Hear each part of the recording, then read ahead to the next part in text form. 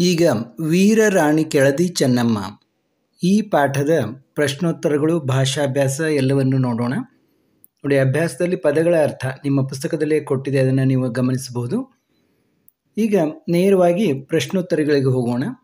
ಈ ಕೆಳಗಿನ ಪ್ರಶ್ನೆಗಳಿಗೆ ಒಂದು ವಾಕ್ಯದಲ್ಲಿ ಉತ್ತರಿಸಿರಿ. ಚೆನ್ನಮ್ಮ ಎಲ್ಲಿ ಆಳುತ್ತಿದ್ದಳು?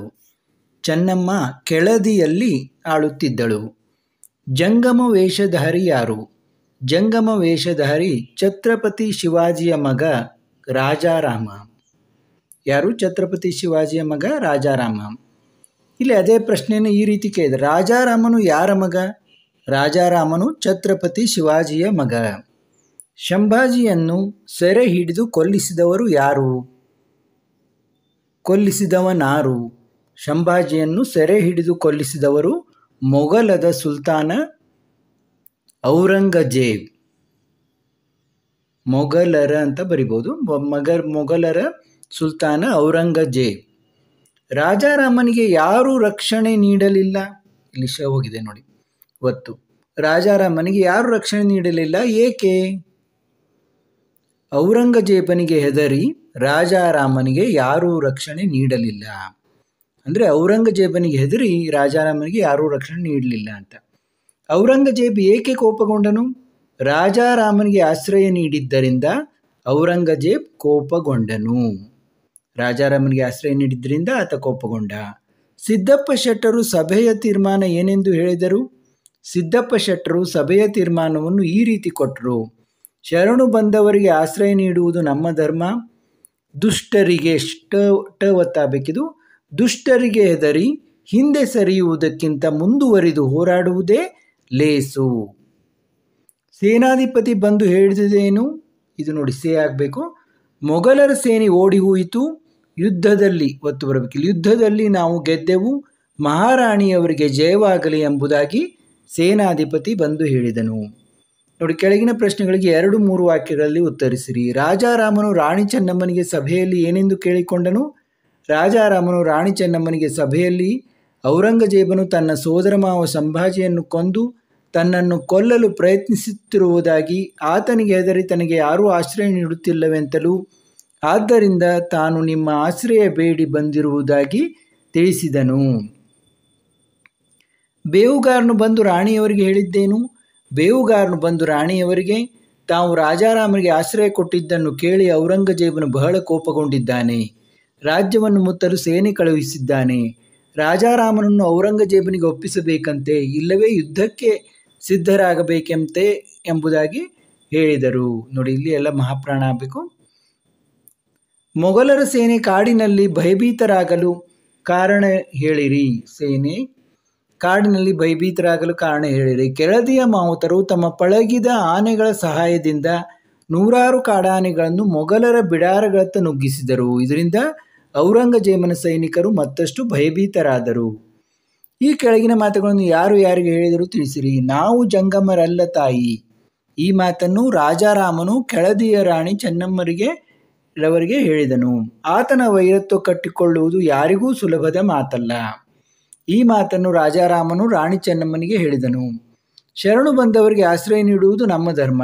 ಈ ಮಾತನ್ನು ಸಿದ್ದಪ್ಪ ಶೆಟ್ಟರು ರಾಜಾರಾಮನಿಗೆ ಆಶ್ರಯ ನೀಡಬೇಕೆಂಬ ವಿಚಾರದಲ್ಲಿ ಚೆನ್ನಮ್ಮ ರಾಣಿಯ ಆಸ್ಥಾನದಲ್ಲಿ ಸೇರಿದ ಸಭೆಗೆ ಹೇಳಿದರು. ಅಥವಾ ಈ ಮಾತನ್ನು ಸಿದ್ದಪ್ಪ ಶೆಟ್ಟರು ರಾಣಿ ಚೆನ್ನಮ್ಮನಿಗೆ ಹೇಳಿದರು ಅಂತ ಬರೀಬೋದು. ಕೊಲ್ಲುವವನಿಗಿಂತ ಕಾಯುವವನು ದೊಡ್ಡವನು. ಚೆನ್ನಮ್ಮ ಸಭೆಯಲ್ಲಿ ಈ ಮಾತನ್ನು ಹೇಳಿದ್ದಾರೆ. ಕೆಳದಿ ವೀರರು ಕರ್ನಾಟಕದ ಪರಂಪರೆ ಕಾಯ್ದರು. ಚೆನ್ನಮ್ಮ ತಮ್ಮ ವೀರ ಸೈನಿಕರಿಗೆ, ಸೇನಾಧಿಪತಿಗಳಿಗೆ ಈ ಮಾತನ್ನು ಹೇಳಿದಳು. ಇನ್ನು ಬಿಟ್ಟ ಸ್ಥಳ ತುಂಬಿರಿ. ಔರಂಗಜೇಬನ ಕೋಪಕ್ಕೆ ಹೆದರಿ ಇತರ ರಾಜರು ರಕ್ಷಣೆ ನೀಡಲು ನಿರಾಕರಿಸಿದರು. ಶರಣಾಗತರನ್ನು ರಕ್ಷಿಸುವುದು ಕರ್ನಾಟಕದ ವೀರ ಪರಂಪರೆ. ಕೊಲ್ಲುವವನಿಗಿಂತ ಕಾಯುವವನು ದೊಡ್ಡವನು. ನಮ್ಮ ನೆರೆಯ ಅರಸರೆಲ್ಲರೂ ಸಹಾಯ ನೀಡುತ್ತಿದ್ದಾರೆ. ಕೂಟ ಕದನದಿಂದ ಮೊಘಲರು ಕಂಗೆಟ್ಟಿದ್ದಾರೆ. ಮೊಘಲರು ಪ್ರಾಣ ಭಯದಿಂದ ಶಸ್ತ್ರಾಸ್ತ್ರಗಳನ್ನು ಬಿಟ್ಟು ದಿಕ್ಕೆಟ್ಟು ಓಡಿದರು. ದಿಕ್ಕೆಟ್ಟು ಆಗಬೇಕಿದು. ಇನ್ನು ಹೊಂದಿಸಿ ಬರೆಯಿರಿ. ನೋಡಿ, ಶಿವಾಜಿಯ ಮಗ. ಇಲ್ಲಿ ನೋಡಿ 1 ಆ. ರಾಜಾರಾಮ ಸಿದ್ದಪ್ಪ ಶೆಟ್ಟಿಯ ಮಗಳು ಕೆಳದಿ ಚೆನ್ನಮ್ಮ. ರಾಜಾರಾಮನ ಸೋದರ ಶಂಭಾಜಿ. ಸಬ್ನಬೀಸ. ಕೃಷ್ಣಪ್ಪಯ್ಯ ಚೆನ್ನಮ್ಮನ ಪತಿ ಸೋಮಶೇಖರ ನಾಯಕ. ಈ ಪದಗಳನ್ನು ನಿಮ್ಮ ಸ್ವಂತ ವಾಕ್ಯಗಳಲ್ಲಿ ಬಳಸಿರಿ. ತುರ್ತು, ಮತದಾನದ ಸಮಯದಲ್ಲಿ ತುರ್ತು ಪರಿಸ್ಥಿತಿ ಘೋಷಿಸಲಾಗುತ್ತದೆ. ಕಣ್ಣು ತಪ್ಪಿಸು, ಕಳ್ಳರು ಪೊಲೀಸರ ಕಣ್ಣು ತಪ್ಪಿಸಿ ಓಡಿ ಹೋದರು. ದಾಳಿ ಮಾಡು, ಆನೆಗಳು ಕಬ್ಬಿನ ಗದ್ದೆಗೆ ದಾಳಿ ಮಾಡಿದವು. ತಂಡ ತಂಡವಾಗಿ, ಆಟಗಾರರು ತಂಡ ತಂಡವಾಗಿ ಆಟದ ಮೈದಾನಕ್ಕೆ ಬಂದರು. ಹಠಾತ್ತಾಗಿ, ಶತ್ರುಗಳು ಹಠಾತ್ತಾಗಿ ದಾಳಿ ಮಾಡಿದರು. ಭಯಭೀತಿ, ಕಳ್ಳರನ್ನು ನೋಡಿ ಎಲ್ಲರೂ ಭಯಭೀತರಾದರು. ಇನ್ನು ಕೆಳಗಿನ ಪದಗಳಿಗೆ ವಿರುದ್ಧಾರ್ಥಕ ಪದಗಳನ್ನು ಗಮನಿಸಿ ಓದಿರಿ ಅಂತ. ಉಚ್ಚಾರ ದೋಷವಾಗದಿರಲಿ.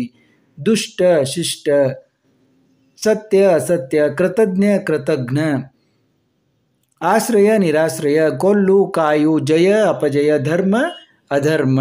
ಇಲ್ಲಿ ನೋಡಿ ಇದಾಗಬೇಕಿದು ಅಧರ್ಮ. ಇನ್ನು ಚಟುವಟಿಕೆಗಳು, ಇದನ್ನು ಗಟ್ಟಿಯಾಗಿ ಓದಿ ಕೆಳಗಿನ ಪ್ರಶ್ನೆಗಳಿಗೆ ಉತ್ತರಿಸಿರಿ ಅಂತ ಇಲ್ಲಿ ಒಂದು ಪ್ಯಾರಾಗ್ರಾಫನ್ನು ಕೊಟ್ಟಿದ್ದಾರೆ.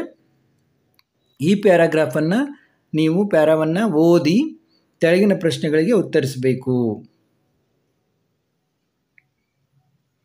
ನೋಡಿ ಇಲ್ಲಿ ಪ್ರಶ್ನೋತ್ತರಗಳನ್ನು ಕೊಟ್ಟಿದ್ದಾರೆ. ಕನ್ನಡದ ಪರಂಪರೆ ಎಂದರೆ ಏನು? ಏನಾದರೂ ಆಗು ಮೊದಲು ಮಾಧವನಾಗು ಎಂಬುದೇ ಕನ್ನಡದ ಪರಂಪರೆ. ಕುವೆಂಪುರವರು ಕರ್ನಾಟಕದ ಬಗ್ಗೆ ಏನು ಹೇಳುತ್ತಾರೆ? ಕುವೆಂಪುರವರು ಕರ್ನಾಟಕವೆಂಬುದು ಬರೀ ಹೆಸರಲ್ಲ, ಮಂತ್ರಕಣ, ಶಕ್ತಿ ಕಣ, ದೇವಿ ಕಣ ಎಂದು ಹೇಳುತ್ತಾರೆ. ಶರಣರು ಹೇಳಿದ್ದೇನು? ಇವನಾರವ ಇವನಾರವ ಎನ್ನದಿರಯ್ಯ, ಇವ ನಮ್ಮವ ಎಂದೆನಿಸಯ್ಯ ಎಂಬುದಾಗಿ ಶರಣರು ಹೇಳಿದ್ದಾರೆ. ಕನ್ನಡಿಗರು ಜಗತ್ತಿಗೆ ಹೇಳಿದ್ದೇನು? ಕರ್ನಾಟಕದ ಒಂದು ಶಾಸನವು ಕನ್ನಡಿಗರು ಸಾಧು ಜನರಿಗೆ ಸಾಧು, ಯಾರಾದರೂ ತೊಂದರೆ ಕೊಟ್ಟರೆ ಅವರನ್ನು ಬಂಧಿಸದೆ ಬಿಡರು ಎಂದು ಹೇಳುತ್ತದೆ. ಕನ್ನಡಿಗರು ವೀರರು. ಈ ಜನ ಕಾವೇರಿಯಿಂದ ಗೋದಾವರಿ ನದಿಯವರೆಗೆ, ಕರ್ನಾಟಕದಿಂದ ಬಂಗಾಳದವರೆಗೆ ಗೆದ್ದು ಬಂದಿದ್ದಾರೆ, ವೀರತನ ಮೆರೆದಿದ್ದಾರೆ ಎಂಬುದಾಗಿ ಕನ್ನಡಿಗರು ಜಗತ್ತಿಗೆ ಹೇಳಿದ್ದಾರೆ. ನೋಡಿ, ಇಲ್ಲಿಗೆ ಈ ಪಾಠದ ಪ್ರಶ್ನೋತ್ತರಗಳು ಭಾಷಾಭ್ಯಾಸ ಮುಕ್ತಾಯವಾಯಿತು. ಇದೇ ರೀತಿ ಎಲ್ಲ ಪಾಠವನ್ನು ಮಾಡಿದ್ದು ಈಗಾಗಲೇ ನಮ್ಮ ಚಾನಲ್ನಲ್ಲಿ ಅನೇಕ ಪಾಠಗಳು ಲಭ್ಯವಿದ್ದು ಅವನ್ನು ತಪ್ಪದೇ ನೋಡಿ. ಸಬ್ಸ್ಕ್ರೈಬ್ ಆಗದವರು ಸಬ್ಸ್ಕ್ರೈಬ್ ಆಗಿ ನಮ್ಮ ಎಜು ಆಲ್ರೌಂಡರ್ ಮತ್ತು ಸಿರಿ ಮೊಬೈಲ್ ಸ್ಕೂಲ್ ಎರಡೂ ಚಾನಲ್ಗಳನ್ನು ನೋಡಿ ಮತ್ತೆ ಭೇಟಿಯಾಗೋಣ.